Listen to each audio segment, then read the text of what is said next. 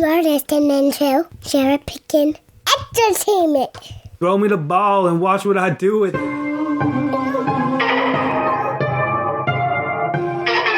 are now tuned into the CherryPickin podcast with your host, Andre Cherry.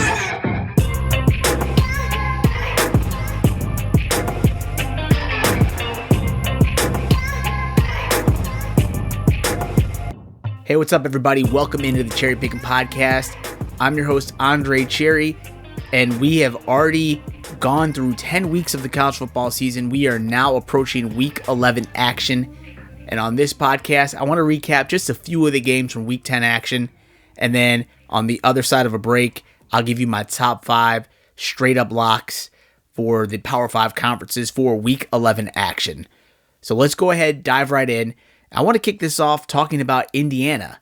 The Indiana Hoosiers are now 9-0 on the season, and they are 9-0 for the first time in its program history, which dates back to the 1800s.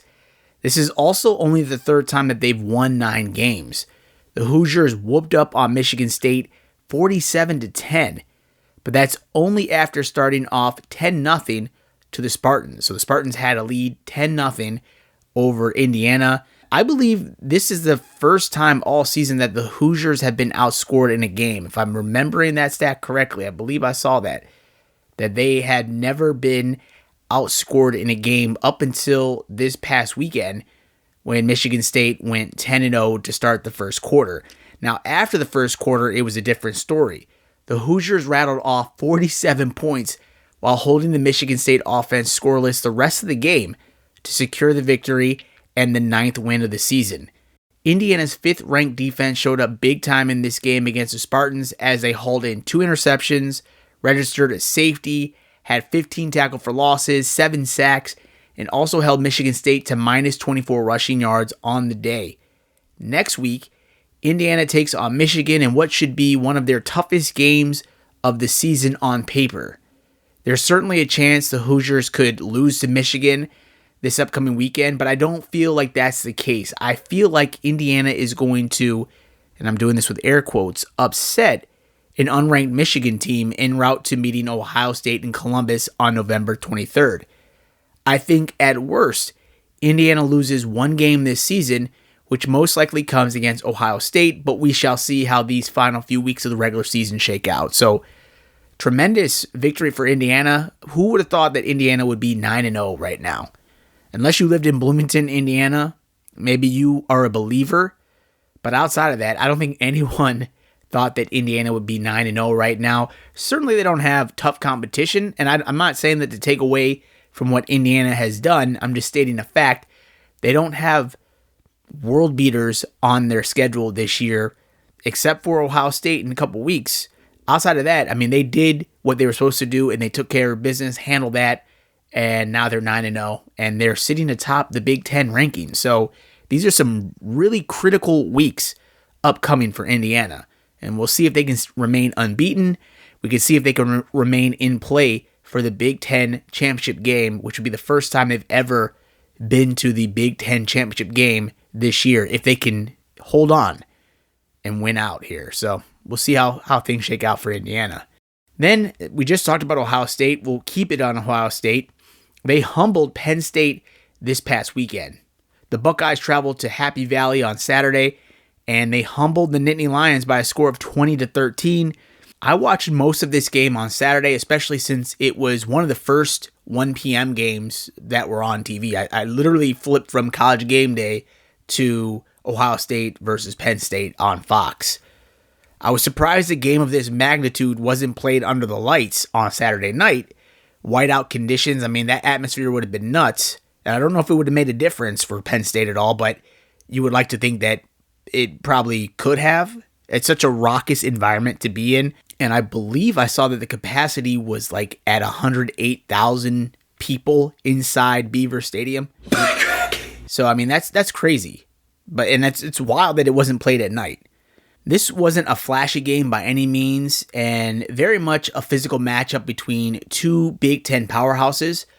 I also wouldn't say that Ohio State dominated Penn State, but they made enough big plays when it counted, especially when Buckeyes DB Davison Igbosun out-wrestled Penn State wide receiver Harrison Wallace for a pass from Drew Allar to abruptly end a scoring drive for the Nittany Lions.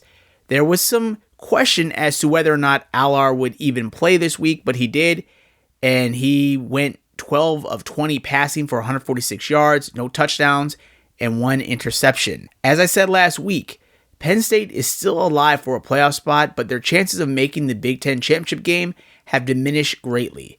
They will need some help from other teams in order to make that dream a reality.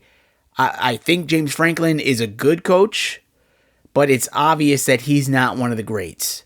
The Buckeyes have beaten the Nittany Lions 12 of the last 13 meetings now. Additionally, Penn State is now 1-10 versus Ohio State under Franklin and 3-18 versus top 10 teams. And these aren't good stats by any means, but any other team would be lucky to have Franklin as its head coach. And I'm talking to you, NC State. Like, NC State would love a coach of James Franklin's caliber. But for Penn State, they have expectations of sitting atop the Big Ten. And right now, I have serious doubts about whether or not Franklin can ever get them there. And, they always say the grass is greener on the other side of the fence, or that's what you think. The grass is greener where you water it, whatever the case may be. You either can keep Franklin and kind of continue with this mediocre performances week in and week out, or you could try to find something new, something fresh. And there's always a risk of the unknown. We don't know who that next great head coach is. Franklin is solid. He's a solid head coach. He's very good. But at some point, you're going to want to start beating teams like Ohio State, Michigan, consistently on a regular basis. You want to win the Big Ten, and you're not there yet. And I doubt that you'll get there this season. I thought Ohio State would come in and beat Penn State. Penn State hasn't looked that dominating, honestly. Like, if you're watching their games, they look okay, but they're not blowing teams out. Teams that you would expect for them to blow out this season, they're kind of letting them hang around. And you knew Ohio State would get up for this game. It was probably circled on their calendar, honestly, to go into Happy Valley, hostile environment, and beat Penn State and ruin their chances of potentially making it to the Big Ten championship game. It had all the makings of a primetime drama, and it's a shame that it wasn't played at night under the big lights. But again, I digress. And, great win for Ohio State. Things aren't done for Penn State. They certainly have a chance. They need some help. But that's just so unfortunate to lose like that at home. You are firmly in control of your own destiny, and you lose to Ohio State. It's a shame, but it happens every single year under James Franklin. And then lastly, before we take a quick break here, I did want to talk about a ranked Texas A&M team suffering a tough loss against an unranked South Carolina squad. South Carolina downed A&M last night in front of their Gamecock fans. It was a dominating performance, and really, if you've been following South Carolina this season, you know that they've been knocking on the door of upsetting teams such as LSU and Alabama. They were within 3 points of winning both of those games, respectively. So I knew a 10th ranked A&M squad would have its work cut out for itself this weekend on the road in South Carolina. The Cocks were hungry for it. Texas A&M had been one of the hotter teams in college football this season, riding a 7-game win streak before South Carolina put an end to all of that in a pretty dominating victory over the Aggies by a score of 44-20. South Carolina had 530 total yards of offense, including 286 yards rushing. God damn. G-O-T, damn. Running back Raheem Sanders and Gamecocks QB Lenoris Sellers combined for 250 yards rushing with 3 touchdowns. Sellers also had 2 touchdowns through the air. So it was a pretty dominating performance from a South Carolina team that had played hard every week. They played hard every week of the season. That team gets up. Shane Beamer is a great coach. And so hats off to him and his whole coaching staff, that whole roster. They play hard every single week. And up to that point, the A&M Aggies were the last remaining undefeated team in SEC play. With the loss now, they joined 4 other teams with 1 conference loss, which includes LSU, Georgia, Tennessee, and Texas. So A&M will end its season while hosting Texas in what will be an epic matchup if things play out how I think they will, And both of these teams remain unbeaten up until that matchup. It'll be a huge game. I'm sure College Game Day will be out there if those teams remain undefeated. You've got an SEC championship appearance on the line for whoever wins that game. So it's such a storybook ending to have Texas and Texas A&M meeting again. Former Big 12 rivals who do not like each other playing for the biggest of stakes in the SEC, in their new home. I cannot wait to see how that shakes out. So that should be a lot of fun as we get closer to the end of the season. And I say closer, I mean, we're already in week 11. Damn, it's crazy. This season flew by. It flew by. And you know what else is going to fly by? This break. So I'm going to take a quick timeout. On the other side of the break, I'll give you my top 5 locks, and then we'll wrap this podcast episode up with a bow. Don't go anywhere. Cherry Pickin' Podcast will be right back. Want to know what life is really like after the game is all over? Real athletes are here to share their true stories of adversity and triumph every week on After Orange Slices. Even if you don't like sports, pro athletes, former college stars, celebrities, coaches, public speakers, doctors, and all kinds of experts join the show, and there's a little bit of something for everybody. Join me, Bridget, for a slice of inspiration, plus your everyday sports news sprinkled in. New episodes every Friday at 8 a.m. Pacific Standard Time, available anywhere you get your podcasts. Basketball is back. And with that comes joy, tension, heartbreak, buzzer beaters, and elation. It's time to be courtside for every one of those moments, no matter where your team is playing. Short Court specializes in making replica and custom basketball courts for your home, office, sports cave to decorate your walls with all those memories. If you have a picture, we can recreate it. Featured in the 2021 UniWatch Holiday Gift Guide, Short Courts are made using real wood. We frame and give them an epoxy finish to protect the new centerpiece of your memorabilia collection. With previous customers including Northern Kentucky University, Southern Utah University, 199 Apparel, The Perimeter Podcast with Adam Morrison, and many more celebrating the careers and retirements of their coaches, it's time you visit shortcourts.com for more info and a gallery of our work, or you can send us an email, info@shortcourts.com. Be sure to find us on social media, just search for Short Courts. It's time to bring the home court home. Hey, what's up, everybody? Welcome back to the podcast. Now I'm going to give you my top 5 locks for Week 11 action within the Power 4, Power 5 conferences. And we'll start in the ACC like we normally do.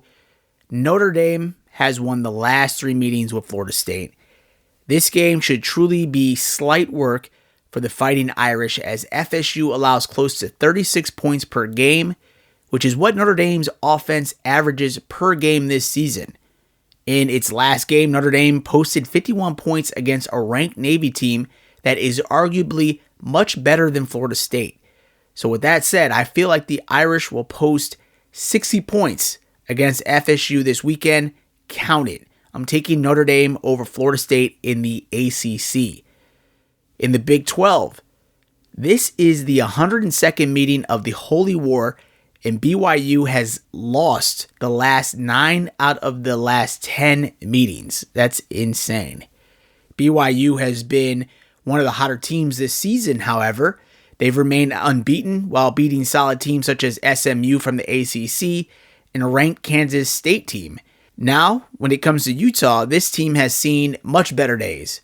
Since quarterback Cameron Rising's injury, the Utes have lost the last 4 games, and unfortunately the toughest part of their schedule comes in these next 3 weeks against teams like BYU, Colorado, who is red hot, and Iowa State. I would have said that Utah will win this game this year. If I were to do this prediction 5 weeks ago, I would say no doubt Utah would win this game again.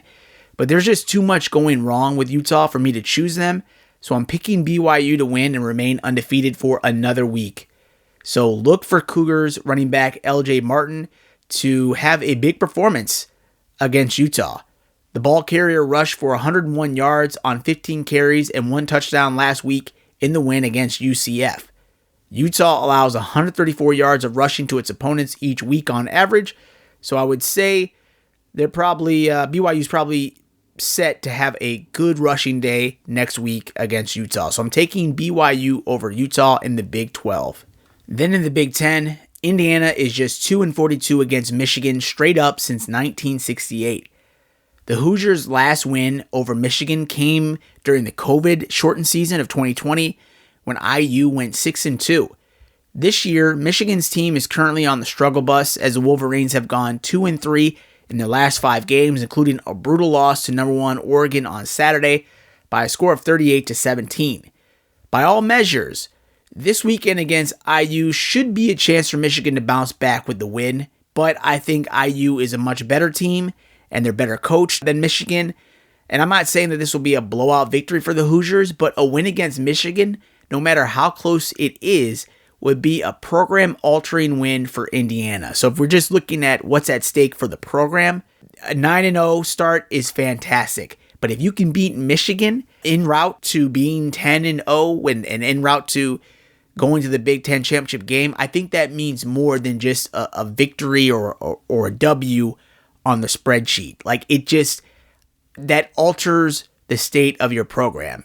Even if you just get marginally better, or you get, maybe you get more 4-star recruits into your program, I just think it means more to IU football to get a victory. No matter how close that victory is against Michigan, it really signals that Indiana football is here to stay. Indiana football is for real. So this is an important win, not just for the standings, like I said, but for what you're trying to build with that program. A new head coach, he's doing yeoman's work right now in Bloomington, Indiana. So if they can get that victory over Michigan, I think it's such a powerful signal that they're sending out to recruits, to the boosters, that Indiana football is no joke. Like, we just beat Michigan. We're 10-0. I just think it means a lot for their program. So I'm taking Indiana over Michigan. Indiana has been a laughing stock in Big Ten football for as long as I can remember, at least before and after the time of Antoine Randall L., a dual threat player, phenomenal quarterback at the time. He played wide receiver in the NFL, and he was a specialist in the NFL as well. I don't think you have many bright spots in Indiana football history.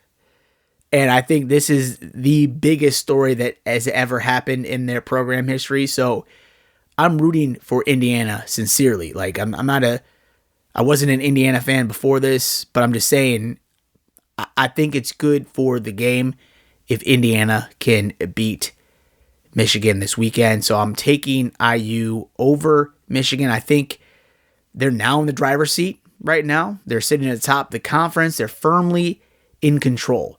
So I'm rooting for the Hoosiers. So beat Michigan, IU over Michigan this weekend in the Big Ten.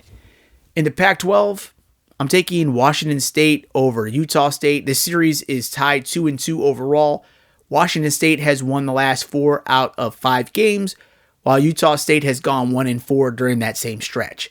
I don't see Washington State losing this game this weekend against the Aggies.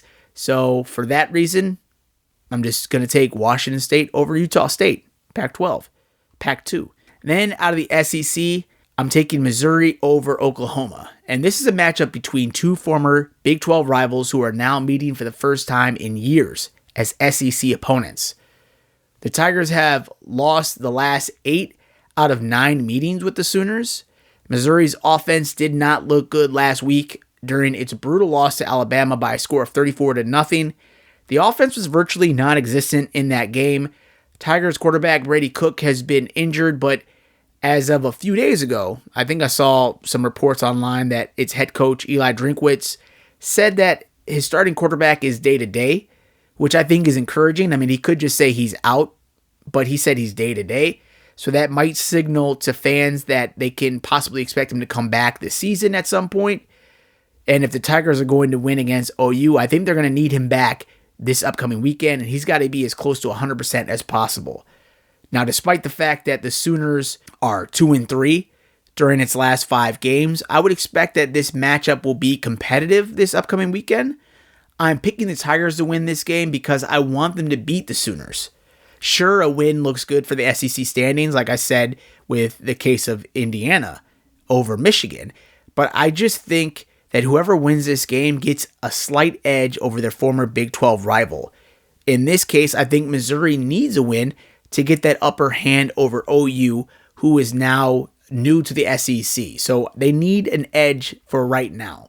I think a loss to the Sooners would signal that Missouri is still a little brother to Oklahoma, that maybe they don't deserve to be in the SEC. Like, all of that comes into play because people love to dog on Missouri. They love to count them out. And I just feel like whenever they lose, you hear people come out the woodwork saying, they don't deserve to be in the SEC. They should be in the Big 12 still, And I just think if they can beat OU, I just think it signals to everyone that Missouri is a good team. Their record's still solid, and they beat Oklahoma. So I think there's just a lot of dynamics at play, and for that reason, I'm taking Missouri, if they can get that offense together and get it right, to beat OU. Because OU, they've struggled this year, as we've seen. I think they lost one of their offensive coordinators this season, so I just feel like the timing is right for Missouri to beat OU and continue on its way, but they need to put it all together, and it's an important weekend. This is a big time matchup, Missouri over OU. So again, I'm picking Missouri to win this game by 3 points. It's going to be that close. So there we have it, my friends. Those are my top 5 straight up locks for Week 11 action within the Power 4, Power 5 conferences. So I'll run it back for you one more time. In the ACC, Notre Dame over Florida State. In the Big 12, BYU over Utah. In the Big 10, IU over Michigan. In the Pac-12, Washington State over Utah State. And in the SEC, Missouri over Oklahoma. So there we have it, my friends. That's my podcast episode for Week 11 action. Before I get out of here, did just want to drop you another friendly PSA that there's a big election coming up this Tuesday. I don't know if you don't know, there's a chance you may not know. If you live in Pennsylvania, you certainly know there's an election coming up. It's a big one. For the last several years, I've served as a poll worker in my ward in Philadelphia. I really feel honored to be able to help out the election process. It means a lot to me. So I'm just urging you all, if you are registered, to make a plan to go and vote. I'm not telling you who to vote for. That's up to you. But if you're registered to vote and you want to vote, please make a plan of action to go vote on November 5th, this upcoming Tuesday. To find more information about the steps you can take if you're registered and you want to vote, like I said, go to vote.gov and you can find out more information about what you need to do, what steps you can take to vote in this year's election if that's what you want to do. So it's a big election, as you've heard, as you may know. Every vote counts, every vote matters, and you certainly have a choice to make there, and you have a big responsibility, and it's really in your hands to what you want to do if you want to affect change in this country. Use that vote. Use your power to vote and make your selection. So just putting it out there, November 5th, be out at the polls. I'll be there all day. It should be a long day, but what's getting me through is the fact that we've got Week 11 college football on Saturday. So that will power me through as I'm thinking about all of these games upcoming in Week 11. We got some big ones. Hope you have a good seat on the couch for Week 11 action. Hope you have a great week. Hope you stay safe. Thank you for listening to my podcast episode for today. Can't wait to talk to you soon. Have a good one, everybody. Take care. Peace. The Cocks were hungry for it. Thank you again for tuning into my Cherry Pickin' podcast. If you enjoyed this episode, please feel free to subscribe to my show and drop me a rating on Apple Podcasts. All of my digital content can be found at the website CherryPickinSports.com. And if you are looking to interact with me via social media, my Twitter handle is @Cherry_Pickin. That's PICKIN. On my Twitter, you'll also find a link to my blog where I post my weekly college football predictions and analysis. I can also be reached via email at cherrypickinsports@gmail.com. Please feel free to reach out to me regarding what you like about this podcast or about what content you'd like to hear more of on future episodes. I sincerely thank you for your support, and I can't wait to talk to you again soon. Take care.